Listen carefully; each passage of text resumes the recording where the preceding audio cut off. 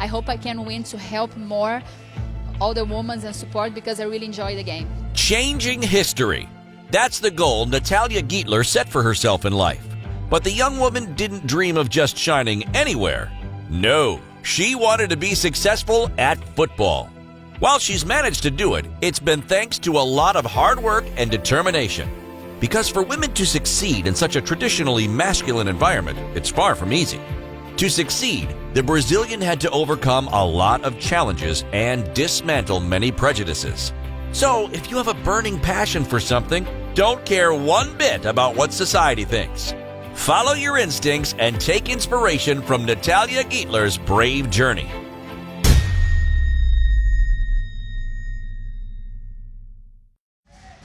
To fully understand Natalia's journey, it's necessary to take a big step into her past.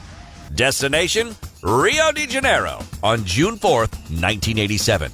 That's where Natalia Eugenia Gietler's story began. The little girl was born into an Argentine family that had arrived in Brazil in 1980. Leonor and Cesar already had 3 kids before her: Gaston, Felipe, and Lucas. Natalia was the youngest child, the family's only daughter. She quickly rejected the dream that is forced upon so many young girls of becoming a princess. Natalia definitely didn't want that. She grew up with other plans in mind. She found herself in a country obsessed with sports, where football was like a religion. She quickly started kicking a ball about with her brothers. Unfortunately, Natalia's mother had other ideas for her protege.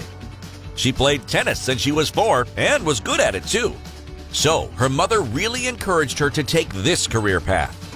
When I was 12, my mother stopped me playing football and sent me to tennis classes. When I was 17, I moved to Argentina to pursue a career in it. It takes courage and sacrifice to go such a long way from your family. But the young woman had real talent. She worked hard to get there and stood out.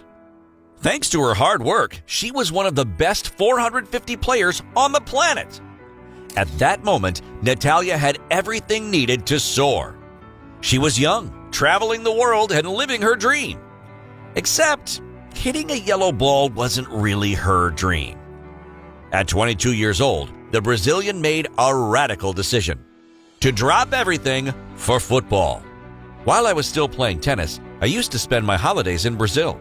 One summer, when I was around 20, my eldest brother introduced foot volley to me, and I immediately fell in love with it. When she returned to Rio, Natalia rediscovered the sun, the beach, samba, but most importantly, she discovered her first love, the thing she was most passionate about: football. Unfortunately, she wouldn't be able to make a living playing football. So, the young woman also got a business diploma. When she found a job in her field, she spent her time waiting for one thing: the weekend, so she could make the most of her new favorite hobby. The more time that passed, the better Natalia got at foot volley. She even started making a name for herself on Rio's beaches. She shared videos of her achievements on social media. She got hundreds, thousands, hundreds of thousands of views. Natalia Gietler had the entire world watching. So she decided to set herself a clear objective: to shine through her football. Moving into the 2010s, mindsets weren't changing as quickly as years were passing. Despite her ability, Natalia was part of a discipline dominated by men. People made sexist comments and criticized her, but a competitor of her level doesn't give up after a minor setback. The Brazilian turned all the toxicity around her into strength. She decided to work even harder, for even longer. In 2018, Natalia's effort paid off and she became the foot volley world champion. She replicated this feat the following year. Remember, as a kid, she didn't want to be a princess? With these 2 titles, she did even better. She was now the queen of the beach. And like any queen, she only wanted one thing: to be more successful.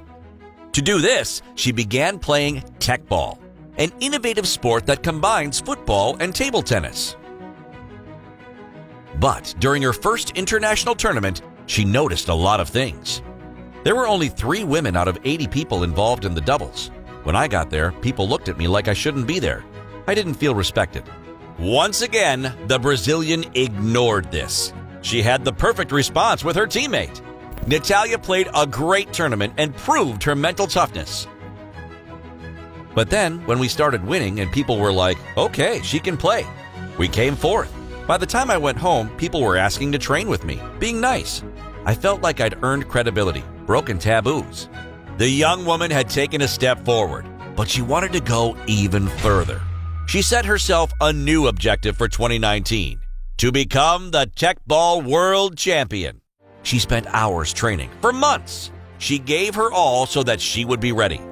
So if I win the opportunity to stay like first champion woman in the world, in mixed of course, it will be like a pleasure because I wanted to share this game and try to more girls play the sport. It's really, really good. I hope I can win to help more all the women and support because I really enjoy the game. The competition took place in Budapest, Hungary. Ronaldinho, a friend and a big fan of Natalia, was there at the event. The Brazilian duo hit the ground running. 4 wins in 4 games. Then came Spain and Serbia. The extremely focused Natalia and Marquinhos won. In the final, they came up against the favorites, Hungary. Once again, the Brazilians demonstrated surgical efficiency and won the World Championship title. Natalia Gittler had achieved her goal. She dedicated this win to all the young girls that were afraid of taking up football. She sent them a powerful message, full of hope and motivation. A message encouraging them to push themselves and never give up. Like a woman, first woman world championship, I'm really happy to be an inspiration for them. For me, it's really important because it's like it's a message they play and it's possible to make it. And I'm so happy to be inspiring them. Natalia has established herself as a real personality in the football world. She's proved that gender shouldn't have any impact on your success. She's been good friends with Ronaldinho for many years. The former FC Barcelona player has always supported women in football. As an ambassador for Teqball, he was an important backer for Natalia. Today, she has the respect of many male stars. But there's still so much work to do on many fronts. Thanks to her reach on social media, Natalia is leading more important battles. In 2019, she backed the campaign fighting against violence committed on women. While she may not be known around the world, her voice carries weight in Brazil. A voice that she's using to demand more equality. Natalia Gittler has fought her entire life to get what she wanted. As a child, her mother banned her from playing football, but she ignored this to ultimately live her dream. To succeed in such a male-dominated field, Natalia has shown how brave she is. She didn't give up despite early setbacks. She worked very hard and with a lot of determination to prove that she deserved to be there. The young woman cracked the code in the best possible way. Today, Natalia is 33 and has a great future lined up ahead of her. She's a source of inspiration for many young women. She found success in something she was banned from doing. So, you should always follow your passion right until the end. Turn criticism into motivation. And through hard work and perseverance, you can also make it.